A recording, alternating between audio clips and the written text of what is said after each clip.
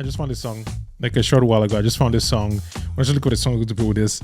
I wasn't really like pretty. I like the beat, like the funky, like hear that.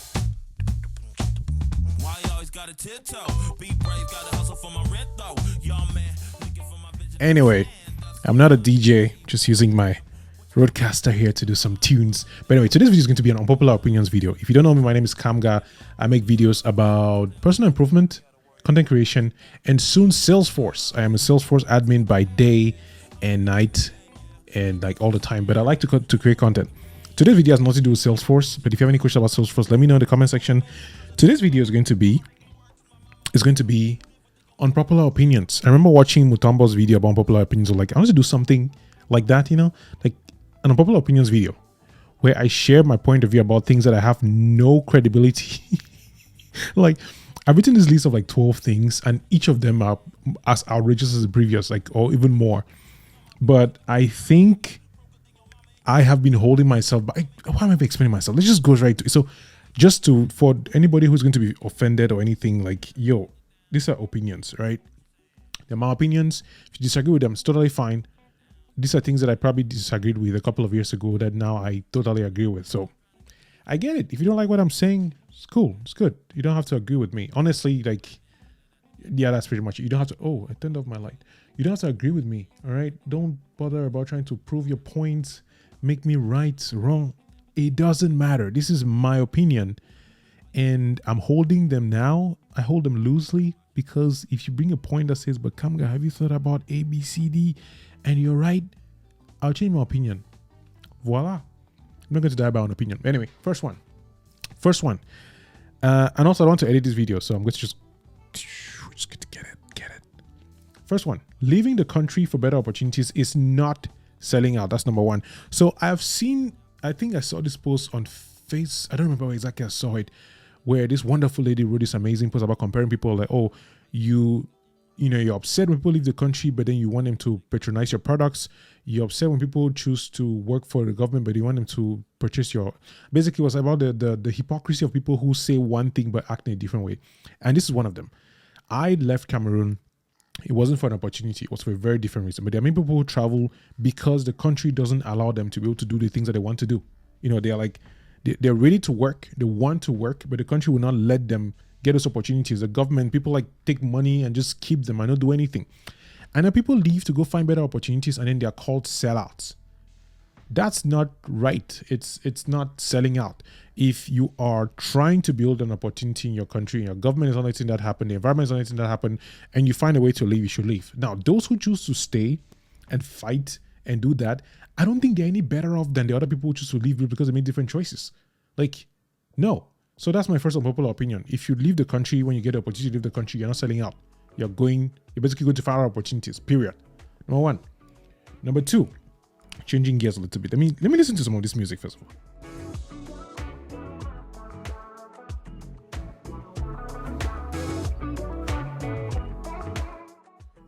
As you may have noticed, my taste of music is very different, so don't worry about it. I don't know if I like this song. Number two, all divorces are avoidable. That's my second unpopular opinion. And why?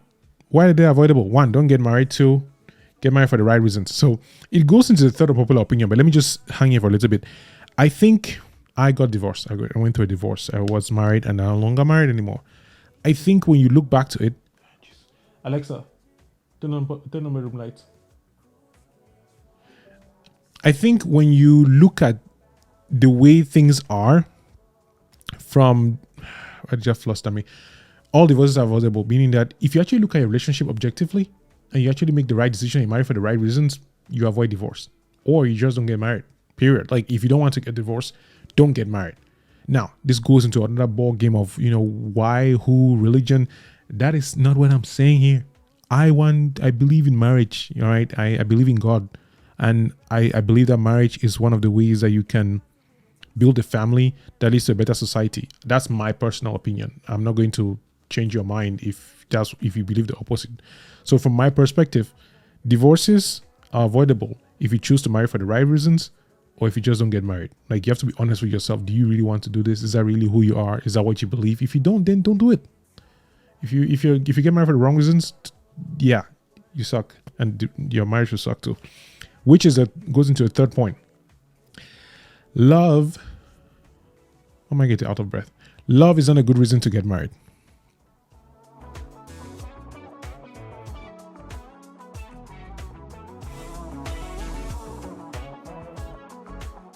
Yeah. Love is not a good reason to get married. It's not the only reason to get married. In fact, people get married for love, don't realize that marriage is a transaction. And not just a financial transaction. It's a transaction of lives. You don't just marry the person you're marrying right now. You're marrying the person that they were, the person that they are, and the person that they would be. Their potential, their failures, their mistakes. I know, I was married. But that doesn't explain it. But seriously, this is the opinion that I have, which is the third. Yeah. Love is not a good reason. Because people don't understand what love is. People get carried away by emotions and feelings and hormones, and they just get bored. And they're like, yeah. But there is something you can do about today. They're like, yo, I'm bored. You know, this is the only person who stayed by me. I think I should get married. I'm getting old. I think I should get married. Like, bro, no, don't. Love is not a good reason to get married. Love is going to sustain things. It's necessary. You should not be in a loveless marriage. As know what I'm saying. All right. But if that's your sole reason for being with somebody because you love them, then what are you even thinking? Number 4. Every human being is a content creator. Now, this is probably left field. I didn't order this in any order. So just none of them bear with me. Just listen. Everybody's a content creator. This is coming from the place where I've had this conversation with different people about how I don't know how to write. Like people saying that they don't know how to write, they don't know how to create content, they don't know how to do anything. And I've said those things like, yeah, I don't know how to make YouTube videos that I really want to make. I don't know how to make podcasts and writing. Like I try to make these things, but they don't work. Oh God, I can't. But let me put it this way. If you're watching this right now, you're a content creator. Period. And here's why. You speak, you think, you say things, you have opinions, you have points of view, you have a story, you came from somewhere, you're going somewhere, you have a goal, you have a plan. And I think people don't like to call themselves content creators because it's a little bit diminutive. Like the term content creator limits you. It's like, this is all you do. You create content. But if you look at what content is, it's like somebody saying, you know, all what you have to offer is water. But you don't realize that without water, there's no life. Content is what drives everything. When you go to a store and the person in the store tells you, here's what we have. That act of telling you what they have is content, is audio. There's a list on the menu. It's written. It's well designed. It looks good. It makes you want to eat the food. That's content. It's graphics. So I think we've limited ourselves to the idea of what content is to the point where we don't even see that everything is content and every single person is a content creator. In fact, if you remove the idea of content, everyone is a creator. That's my opinion on that. Number 5, this one, Artemis, I don't know if you're watching this video, but this one is slightly going to answer your question earlier about the idea of dating apps. Dating apps are ruining relationships, and in a grander scale, they are ruining relationships in the Western world. I put the Western world in like asterisks in quotes because it's been 4 years since I left Cameroon, so I have no idea how dating apps work in Cameroon. But my short experience for like a couple of weeks, which I have used them, by the way, I've used dating apps for a short while after everything ended, and I hated it. I met some really great people there, had some interesting experiences, but now that I look back to the time and I look back to the experience and also consuming content that actually explains how these platforms work, I think it's very detrimental to relationships, especially for men. And here's why. Yes, like almost dripping to like the red pill manosphere type community. Well, essentially, on dating apps, most men don't choose. Most men will take whatever they get. Seriously.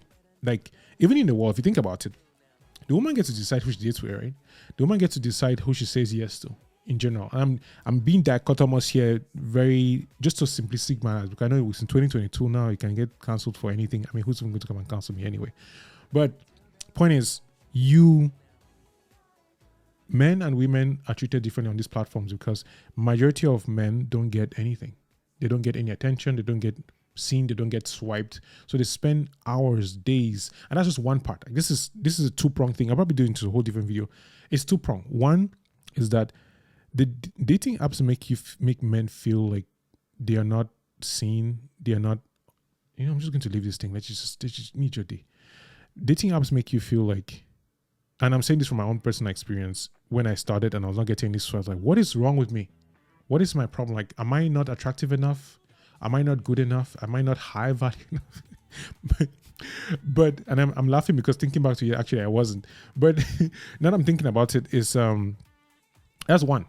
It gives a very skewed view of the world, and it puts the power and also blows out what women think men want in them. Because, and this is, I'm not even chewing my words, someone who is not very attractive, who is a woman on those platforms, will get more attention than a man who is probably on the same level of attractiveness as she does.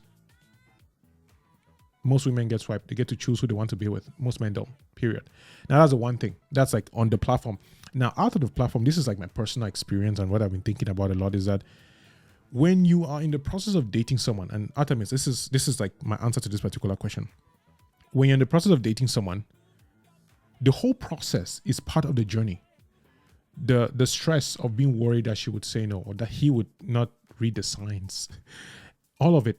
When dating apps, you look at someone's picture, you see the bio, see the profile. Oh, they read novels. Swipe. In real life, you see someone reading in the coffee shop, and you have to muster the courage to walk up to them. That process of walking. This song is terrible for this particular conversation. Let's see what. That process of walking up to this person is part of what makes you become a better dateable person. That process of maintaining a conversation, maintaining a communication, being able to talk to someone and sustain, I don't know, something else about the weather or news. I think dating apps take out a lot of that real life interaction. And I know I sound old by saying real life as if the internet is not real life, but there is something about the physical, meeting people. And yes, you tell me, yeah, you meet people on dating apps, you take them out. But then, you already know that they are into you, or that they agreed, or that the platforms themselves make it sort of, that if I swap with this person and we're meeting, then this is the undertone of what is going on. Like, you're not stressed. You're not worried that they will say no, because they could, obviously, and they should if they don't want you. But most of the time, they're shortcuts. Dating apps are shortcuts. I've spent too long on this. I feel like I should make its own video. Number 6. Now, this one,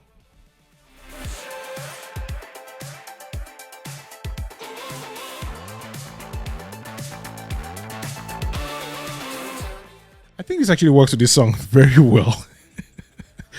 Number 6 is this. Being toxic is overrated in this age of pop psychology. What do I mean by that? I have used the term to describe people. I have said people have been gaslighting, or they're toxic, or they're abusive. And I'm not saying, I'm not even justifying. I feel like, this is my opinion. I think people use that term for the least. If you do anything that they disagree with slightly, or that makes them uncomfortable, then you're toxic. If you say something regularly, you're toxic. If you don't want to be in a relationship anymore and you try to explain why you don't want to be in a relationship, you're toxic, you're abusive, you left. So, yeah, I think those terms are being used very loosely in 2022. Just think anything is toxic now. Somebody tells you they don't like the way you look, yeah, you're toxic. So that's all I'll say about that one. Number 7. I like this one because it's closely linked to the previous one about toxicity. Family isn't gold. Here's what I mean by that. Here's what I mean by that. Family isn't gold. Here's what I mean by that. Especially when it comes to African families, I have seen and experienced too many situations where family members treat you worse than strangers. Like people, like cousins, aunts, uncles, people who are extended families, make your life so miserable in a very systematic way. And that if this was someone who you're not related to, you probably take them to court. You probably take them to, like, I don't know, something for them to answer for their actions. But we have this thing where we say family is gold. So when someone does something that is not right, just like, but it's okay, it's your brother. It's your mother. It's your father. I don't know why I'm doing that. Just sister.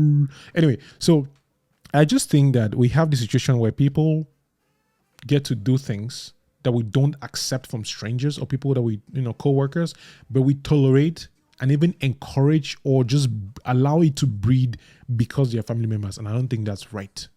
Family members can also be toxic. And I'm using toxic in like I guess the real term, not the previous one where it's like overrated. So if you have to cut family off, I think you should. That's my opinion. Number 8. I actually think I should end this video now. You know what? Oh, this one's good. I'm going to end the video with this last one. And if you like this, I'll do a part 2. And then just add the remaining ones, maybe some new ones based on the comments, because I'll probably get some comments. Now I'm thinking about the fact that, well, maybe you'll not get any comments because nobody cares about your opinions anyway. But either way, I'm going to just end the video here because it's already too long. I'll do part 2 with the Unpopular Opinions part 2. But this is the last one. This is the one. Don't engage in adult activities if you don't want adult consequences. And if you choose to do it, then expect and prepare accordingly. Now, this is a very sensitive opinion one. I want to turn on lights to do this one. Alexa, turn on bedroom lights. Alexa, turn on bedroom lights. Jesus, I had to call Alexa twice. You see, Alexa's been listening to me and she doesn't care.